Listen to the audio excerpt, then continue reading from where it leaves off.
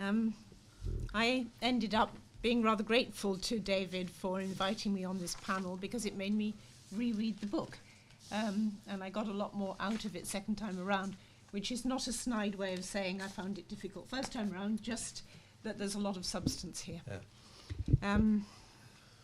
Speaking from the point of view of a practitioner, I think this is a really interesting and timely book, given current discussions about good fit and iterative, stepwise approaches to nudging development, because it addresses what I think is a key question, which is, if we assume that transformational change isn't feasible in the short to medium term, can we identify incremental changes that could provide a platform for further progress in 10 years' time?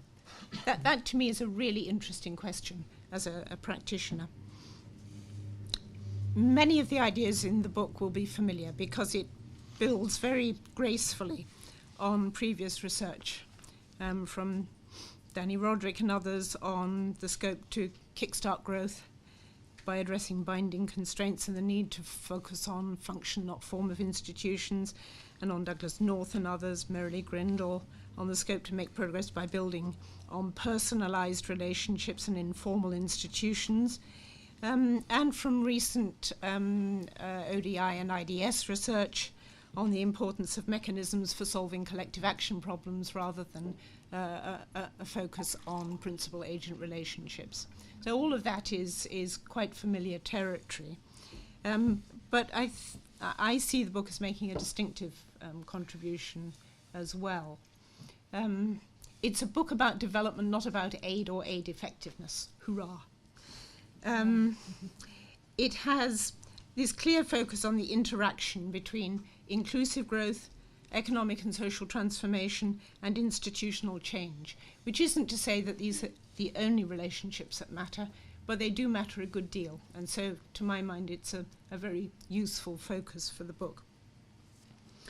And it offers a way of thinking about patterns of change that apply to subsets of countries. So it gets you beyond this mantra of every country unique. I've been a bit skeptical in the past about shaping a development narrative around trajectories, as I think Brian knows, around country typologies and trajectories of change, because I've been concerned that people would use this a bit mechanistically, and because to me the specifics of a country context have always seemed so important. But actually, I do think that these dominant competitive trajectories, as presented in the book, are a useful way to start organizing thinking. And the book makes it clear that these are ideal types, that many countries fall or zigzag between them, and that typologies are no substitute for in-depth country-specific knowledge. So I'm comfortable with the trajectories as they come out in the book.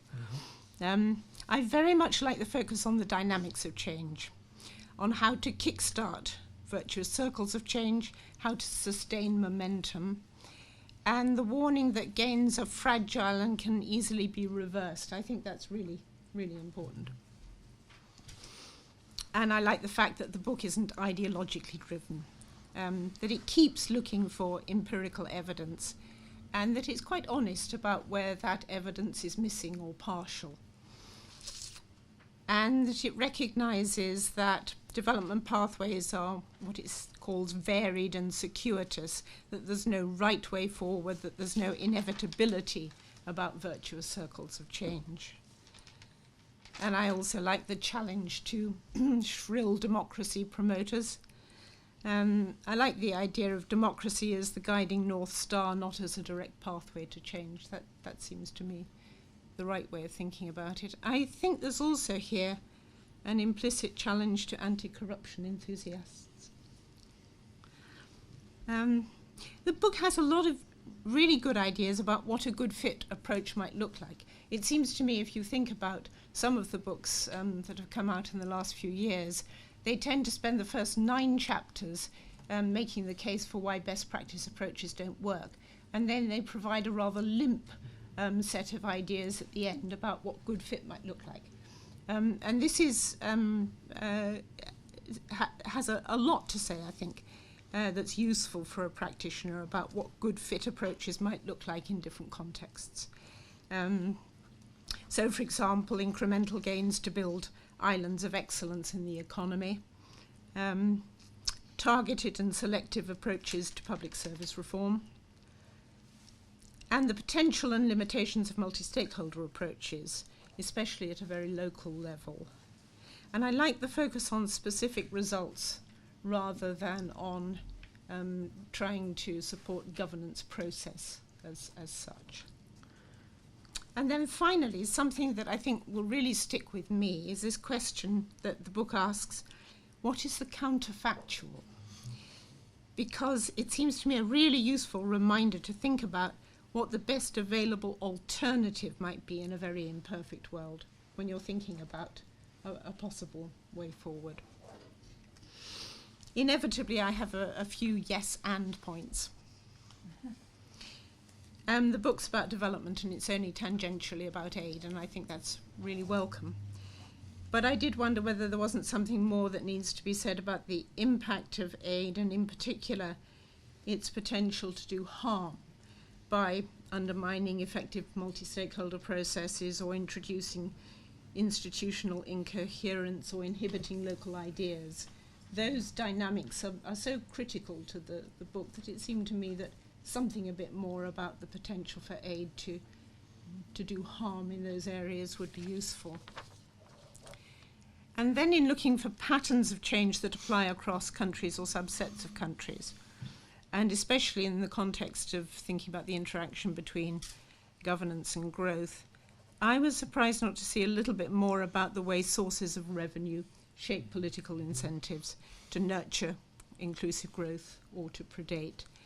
And there are some references to the impact on governance of the resource curse, but there's virtually nothing about taxation or the opportunities for taxation to be a focus for constructive bargaining between government and business, or for incremental changes in tax relationships that could move them over time from highly personalised to a bit more rules-based. I thought taxation might feature in your table of possible public service reform.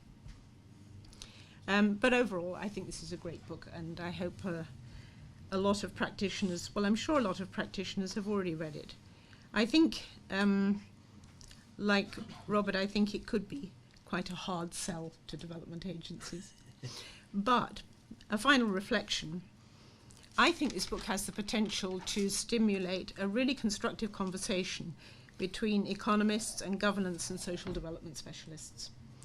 And it's not just that there's something in it for everyone, but that there are some compelling ideas about the potential for positive dynamics between inclusive growth, governance, social transformation. I think that the risk is that each of those groups cherry picks from the book what it finds most appealing. And if so, that would be a missed opportunity. But overall, it's a book that's well worth reading and rereading. Thanks. Thank you, Sue.